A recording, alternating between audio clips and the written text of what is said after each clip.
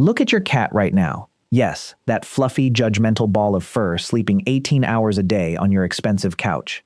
It feels completely normal, right? They meow, you open a can of premium salmon. They scratch your favorite armchair, you apologize to them. It is the most normal thing in the world today. We live in their houses, we pay their mortgages. But let me tell you a secret. You are living a lie. You think you chose them? You think your ancestors looked at a wild, vicious predator and thought, "Oh, what a cute little baby. Let's bring it inside and feed it for the next 10 millennia." Wrong. Absolutely wrong. The biggest myth in human history is that we domesticated cats. We think we conquered nature, trapped the beast, and forced them to live with us. But what if I told you that humans never actually domesticated cats at all? What if the truth is much darker, much more calculated, and involves an ancient, unholy pact signed in blood and grain 10,000 years ago? Who really trapped whom? Let's find out. To understand how this toxic relationship started, we need to go back, way back, before the pyramids, before empires. We need to look at the cold, hard reality of why ancient humans allowed these tiny serial killers into their homes. It wasn't for companionship. It wasn't for cute internet videos. It was a matter of life and death. Here are the 5 real reasons behind the ancient pact. Reason 1. The curse of the bread.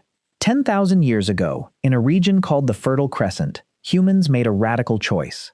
We stopped running around hunting mammoths. We settled down. We invented agriculture. We grew wheat.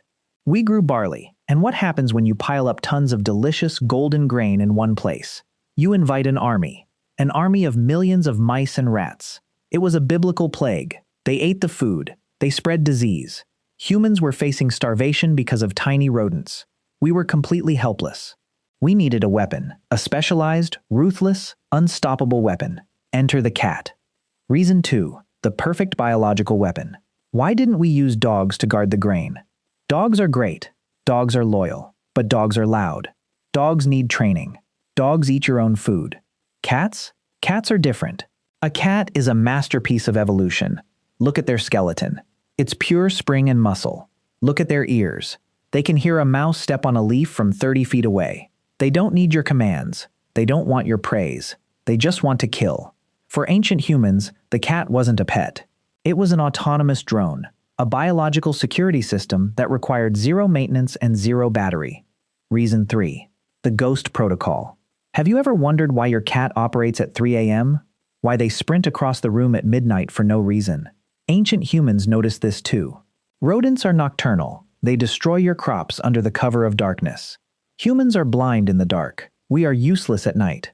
But cats? They own the night. Their eyes are lined with a reflective layer called the tapetum lucidum. They see perfectly in what we call pitch black. Humans realized that while we slept, an invisible war was being fought on our kitchen floors. The cats were our night watchmen. They kept the monsters away while we dreamed. Reason 4. The poison control unit. Rats don't just eat grain. They carry filth.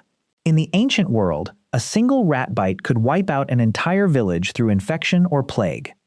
But cats have a bizarre, almost supernatural resistance to many toxins and filth-borne bacteria. They clean themselves constantly. Their saliva contains enzymes that act as natural antiseptics. By keeping cats around, humans weren't just protecting their calories. They were creating a quarantine zone, a biological shield against the invisible killers we couldn't see, bacteria. Reason 5. The ultimate free contract. Think about the economy of the ancient world. Everything cost something. If you wanted a horse, you had to feed it. If you wanted a dog, you had to share your meat. But cats? Cats offered the ultimate business deal. The contract was simple. Leave me alone. Let me sleep under your roof. In return, I will murder everything that threatens your survival. And I will do it for free. Humans didn't force cats to live with us. We literally couldn't afford to say no to them. It was the most profitable trade deal in human history. But here is where the story gets crazy. Hold on to your seats, because this is where the power dynamic flips completely. Imagine you are an ancient farmer. You see this wild animal. It doesn't listen to you. It doesn't wag its tail when you walk in. It looks at you with cold, slit-pupil eyes that say, "You are large, but if I was bigger, I would eat you." And yet, you need them. If they leave, the mice return. If the mice return, your children starve. Do you see the psychological trap? Humans became dependent on a creature they could not control. We didn't cage them.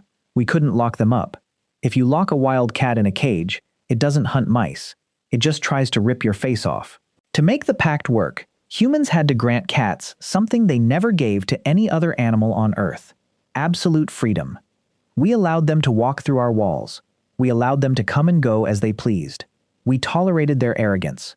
We tolerated their independence. Why? Because we were terrified of what would happen if they walked away.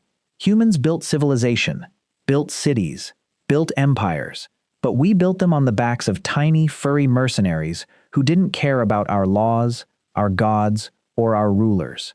We became hostages to our own protectors.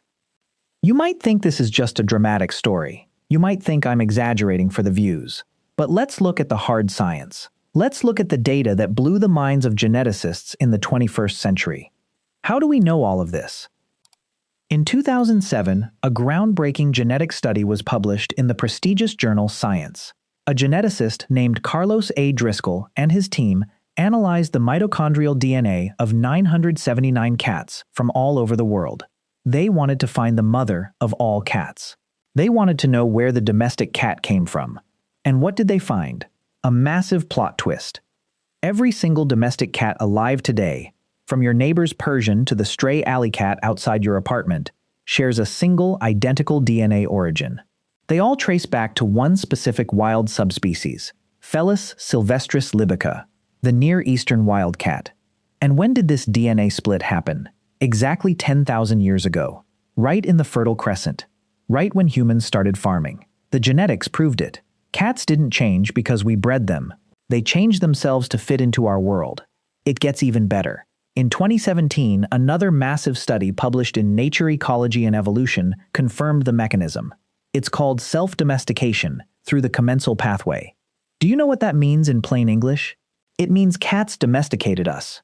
Unlike dogs, which humans actively captured, selected, and bred for specific tasks like hunting or guarding, cats just walked in. They saw an ecological niche. They saw an all-you-can-eat rodent buffet created by human stupidity and agriculture. They chose to tolerate us because we were a walking magnet for their favorite food. But wait, there's a final piece of evidence that changes everything. People always think the ultimate cat lovers were the ancient Egyptians. We've all seen the statues of Bastet. We know they mummified cats. But Egypt is a recent trend. The real origin story takes us to an island, the island of Cyprus, in the year 2004. French archaeologist Jean-Denis Vigne was excavating a 9,500-year-old burial site. He found a human skeleton. But right next to it, just a few inches away, in the exact same burial status, was the skeleton of a cat. Why is this a bombshell? Because Cyprus is an island. It never had native wild cats. There were 0 cats on that island. Think about what this means. 9,500 years ago, a human took a wild, scratching, angry cat, put it on a primitive wooden boat, and sailed across the dangerous Mediterranean Sea. Why would anyone risk their life to transport a cat across the ocean? Because that cat wasn't a pet. It was the guardian of the seeds. It was the protector of the future. Without that cat on that boat, the grain seeds would be destroyed by rats before they ever reached the island. No seeds, no agriculture. No agriculture, no colony. The science is clear. Cats were our co-founders. They were the silent partners of human expansion. So let's bring it back to the beginning. Let's look at the deep, evolutionary psychology of your relationship with your pet today.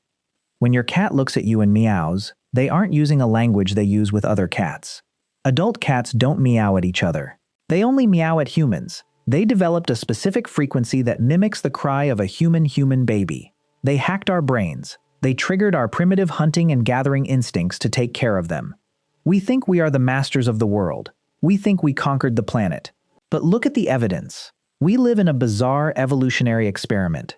10,000 years ago, we signed a contract with a small predator to save us from starvation. We gave them food, shelter, and freedom. And today, the mice are gone from our modern apartments. The grain silos are secure. The original purpose of the pact is dead. But the cats are still here. They kept their part of the deal. They won the evolutionary lottery, and they successfully trained the most dominant species on Earth to clean their toilet boxes every single day. The ancient pact is still active. You are just the employee who forgot the company's original mission statement. But hey, don't feel too bad. The cat isn't the only animal that tricked us into changing human history. There is another creature, one that doesn't have claws, doesn't have fur, but managed to make humans build entire civilizations just to worship it. And no, it's not an animal you expect. But that is a story for the next video. Hit follow if you want to know what it is. See ya.